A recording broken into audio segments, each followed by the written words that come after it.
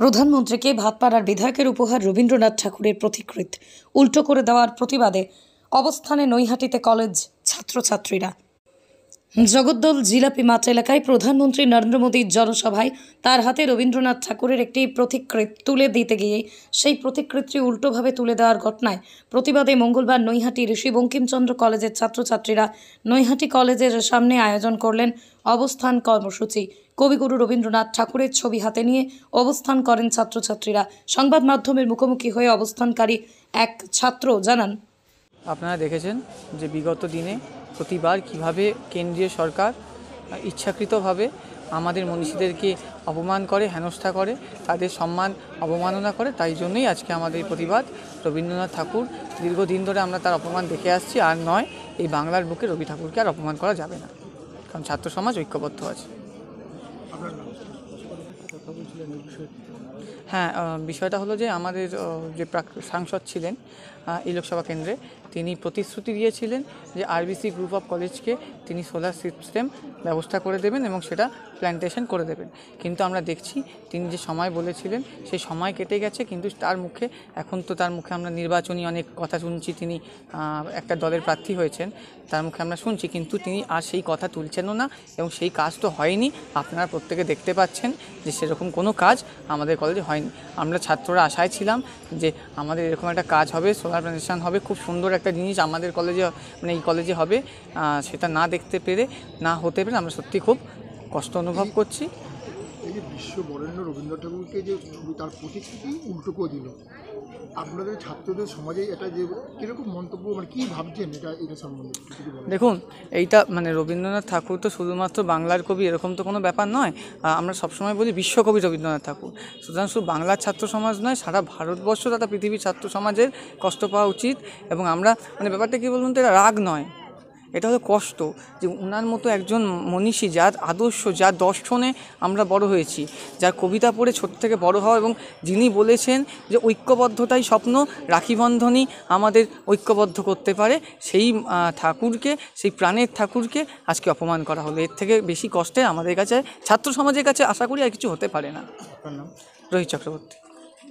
আজকের আমাদের এই কর্মসূচি পুরোপুরি দুদিন আগে যে জিনিসটা হলো 12ই মে, আমরা দেখলাম যে কিভাবে আমাদের রবীন্দ্রনাথ কবিগুরু তাকে কিভাবে তার ছবিটাকে উল্টো করে আমাদের প্রাইম মিনিস্টারকে দেওয়া হলো এবং এই সংস্কৃতিকে অসম্মান করা হলো। আমরা এই জিনিসটার জবাব চাই। এই জিনিসটা যখন ওরা জানেন যে সংস্কৃতি, যখন ওরা বুঝছেন না, সংস্কৃতিকে যখন পালনই করতে পারছে না, তাহলে কেন আজকে এই কাজগুলো?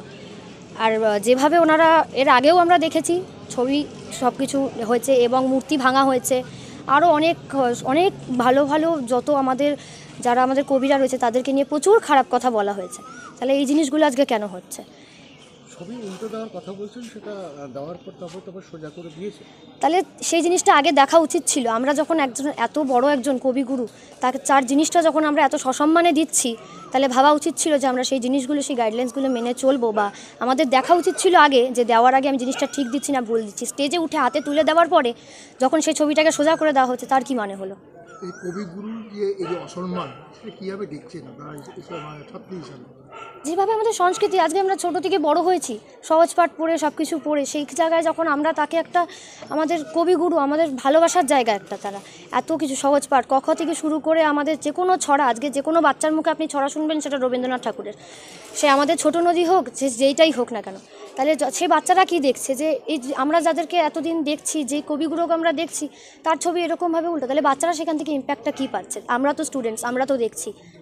মূলত এই কারণে আমাদের এই উদ্যোগটা এই কারণে। রাজশ্রী দে। নিশ্চয়ই আমার থেকে একটা ভুল হয়েছে, লেকিন এই ভুল যে হয়েছে ও আমি ইন্টেনশনালি তো করিনি।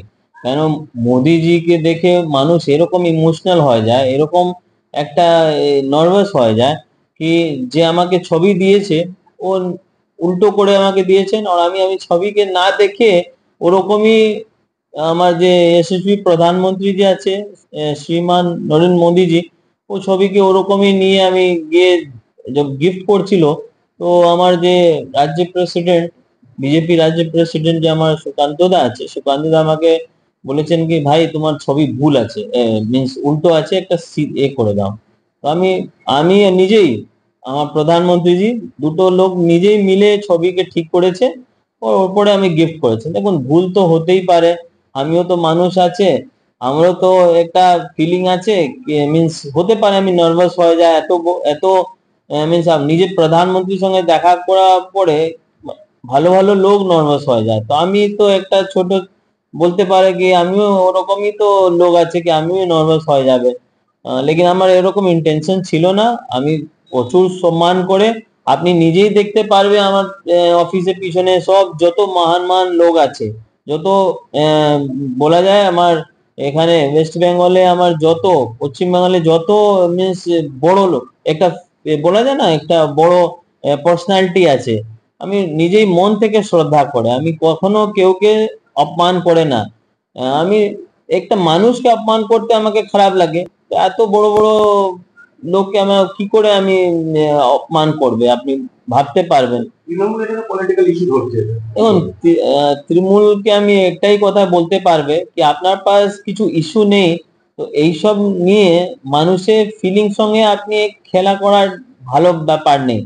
আপনার পাশ প্রচুর এরকম হতে পারে, আপনার পাশ ম্যাটার আছে যের উপরে আপনি আমার উপরে পিন পয়েন্ট করতে পারবে, লেকিন এইসব উপরে আপনি রাজনীতি করলে একটা মানুষের সেন্সিটিভ ব্যাপার হয়ে যায়, ইমোশনাল ব্যাপার হয়ে যায়, তো এইসব করা ঠিক নেই। কেন কি সবাই থেকে ভুল হতে পারে, কালকে দিদি থেকেও ভুল হতে পারবে, কালকে ভালো ভালো লোক থেকে ভুল হতে পারে, যে আমার থেকে প্রচুর ইন্টেলেকচুয়াল আছে, আমার থেকে প্রচুর এডুকেটেড আছে, তো ভুল তো মানুষ থেকেই হয়। এই তো একটা ও ব্যাপারে নিয়ে এরকম রাজনীতি করা যাবে তো ফির কি বলবে, আমি আমি এখানে কিছু বলা আমার নেই।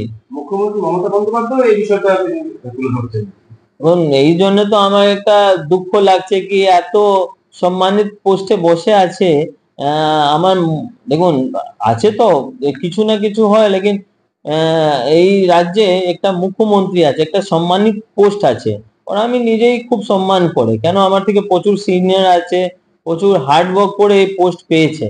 এইসব নিয়ে রাজনীতি করা যাবে তো ফির ওর তো কিছু বলা যায় না এই ব্যাপারে, একটা খুব দুঃখ ব্যাপার আছে আমার সাইড থেকে।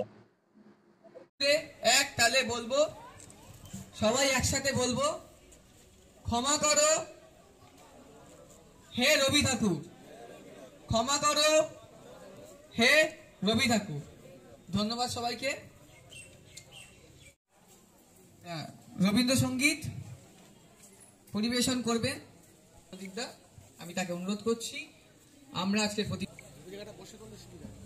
শুরু করতে চাই। উপস্থিত সবাই ক্যামেরা সবকিছুতে দেখেছি যে কিভাবে আমাদের কবিগুরু রবীন্দ্রনাথ ঠাকুরের ছবিটাকে উল্টো করে দেওয়া হলো আমাদের প্রাইম মিনিস্টারকে। তাহলে এই জিনিসগুলো যেগুলো হচ্ছে, তারা যখন সংস্কৃতি জানে না, তারা এই জিনিসগুলো কেন করে আমার জানা নেই। এই জিনিসটার আমরা জবাব চাইবো।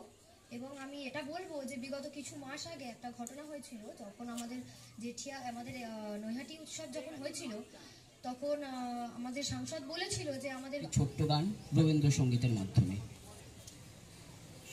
আমি বাংলায় গান গাই, আমি বাংলার গান গাই, আমি আমার আমিকে চিরদিন এই বাংলায় খুঁজে পাই।